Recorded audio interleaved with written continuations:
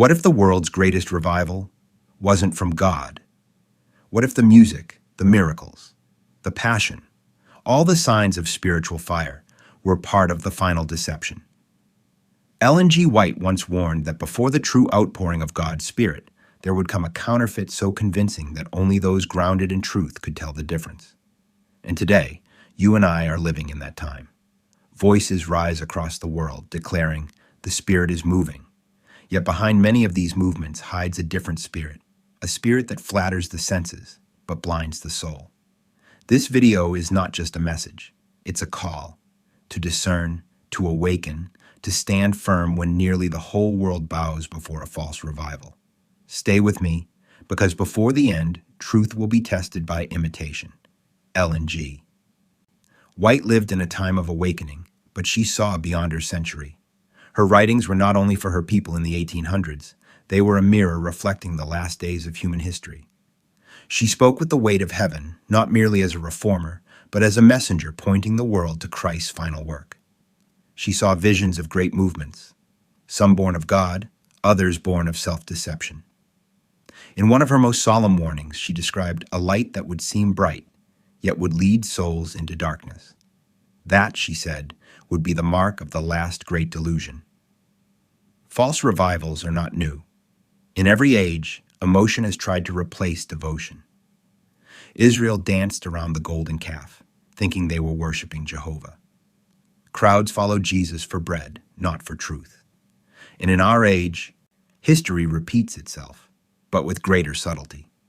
Today, our world is thirsty for meaning. People long for hope, for healing, for purpose. Churches promise prosperity, influencers preach spiritual energy, and millions are drawn to experiences that make them feel alive, but not necessarily right with God. The problem isn't revival itself. The problem is the source. Not every spirit that claims to be from God truly is. Not every miracle bears heaven's mark. Ellen White's warning cuts deep. A movement that magnifies feelings but neglects obedience, that exalts humanity while minimizing repentance, is not revival. It is deception. So how can you tell the difference? How can you, in the chaos of this age, recognize the voice of the true shepherd amidst the noise of false prophets? That's what we're about to explore, step by step, through her prophetic insights, biblical truth, and practical counsel for your spiritual walk. Ellen White foresaw a time when the line between truth and error would blur, when even the faithful would be tempted by a dazzling display of religious excitement. She wrote that in the final crisis, Satan will manifest himself in counterfeit revivals, stirring the emotions while leaving the heart unchanged. Think about that. Emotion without transformation, fire without light. She warned that the enemy would not attack the church by open persecution first, but by imitation, by creating a movement that looks like God's work but lacks his power. And isn't that what we see today? Large gatherings filled with shouting, tears, and music. But little repentance, little obedience, little cross-bearing.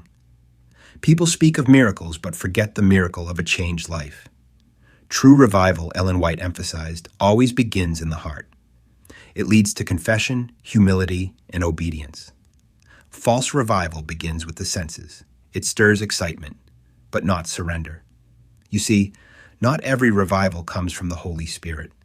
Some are driven by human ambition, some by emotional frenzy, and some by spiritual deception. But take heart. God allows these false fires so that his true children may learn discernment. In the counterfeit, we are called to seek the genuine. How do you recognize a false revival? Ellen White gave simple but profound clues. First, it exalts emotion over truth. If the test of the Spirit is how it makes you feel, rather than how it draws you closer to God's word, beware. The enemy knows how to play with feelings. Second, it lacks deep repentance. You may hear much about joy, blessing, and miracles, but little about sin, obedience, or holiness.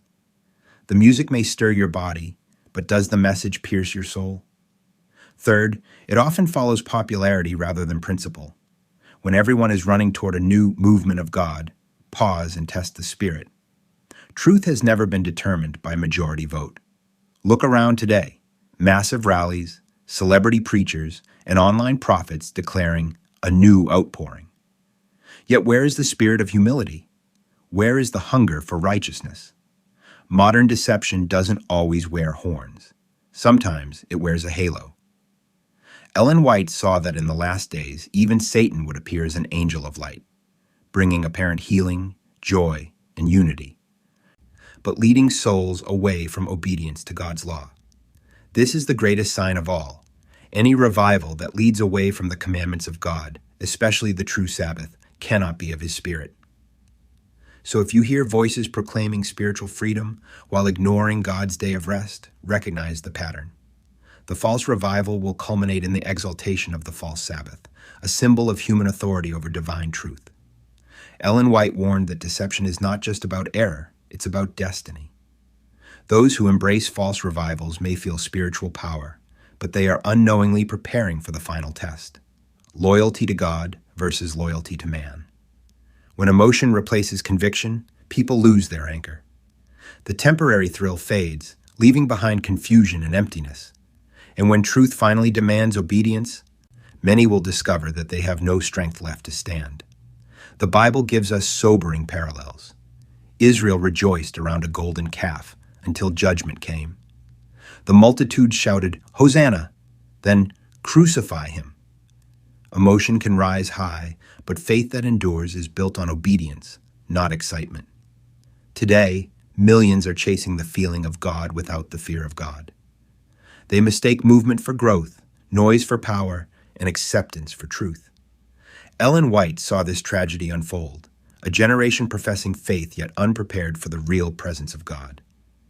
And when the true outpouring of the Spirit comes, many will reject it, because they have already accepted the counterfeit. But here's the hope. Deception loses its power in the presence of Scripture.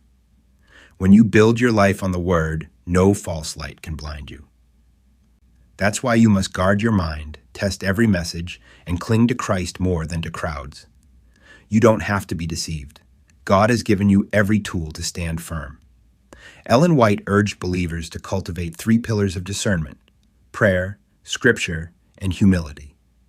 Pray not just for blessings, but for discernment. Ask the Lord, "Show me what is true, even if it's uncomfortable." Truth often challenges before it comforts. Study the Bible daily, not through social media snippets or sermon clips, but with a surrendered heart. The Word is your compass in the storm, and above all, stay humble. Pride blinds the eyes of the wise, but humility opens the heart of the simple. You need to guard your heart and mind so you are not swept away by emotion or appearances. Test every spirit, not by its miracles, but by its fruits. Does it produce love, obedience, purity, and reverence for God's law? Remember, genuine revival is quiet before it is loud. It starts in secret prayer before it fills stadiums. God is not calling you to chase after excitement. He is calling you to kneel, to surrender, to live a holy life even when no one sees. When you do this, the counterfeit loses its attraction, and the true spirit begins his work within you. Even amid the flood of deception, Ellen White's message is not despair, but hope. She saw that a faithful remnant would stand, their lamps trimmed, their hearts pure, shining like stars in the world's final night. God has never left His people without light. In the darkness of error, His truth burns brighter. In the noise of confusion, His voice still whispers, "This is the way. Walk in it." The true revival is coming, not one born of emotion, but of repentance. It will not glorify man, but magnify Christ. It will restore reverence for God's word and His law. And when that day comes, every false light will fade before the dawn of His glory. You are called to be part of that light, to prepare not by fear, but by faith, to walk not in crowds, but in communion with your Savior. Let the hope of His soon return ignite a fire within you, a fire of truth that cannot be quenched by deception. We've seen the warning, the danger, and the hope. The false revival is already rising, dressed in light and emotion, calling the world to unity at the cost of truth. But you don't have to be swept away. Ellen White's message echoes through the centuries. Only those who are grounded in Scripture, who have learned to discern by the Spirit of truth, will stand when every false sign seeks to deceive. So, take this moment not as fear, but as invitation. Return to your first love. Rebuild your altar of prayer. Ask the Lord to give you eyes to see, ears to hear, and a heart steadfast in obedience. Because the true revival begins with you, right where you are, in your home, in your heart. Before you leave this video, pause and reflect. Am I chasing the experience of God, or am I walking with Him daily in truth? If this message has touched you, share in the comments what God is teaching you through Ellen White's writings. Let's build a community that walks together in discernment and faith. And don't forget to subscribe so you can keep walking with Ellen G. White, learning, preparing, and standing for truth in these final days. Until next time, stay faithful. The night is almost over, and the true light is about to shine.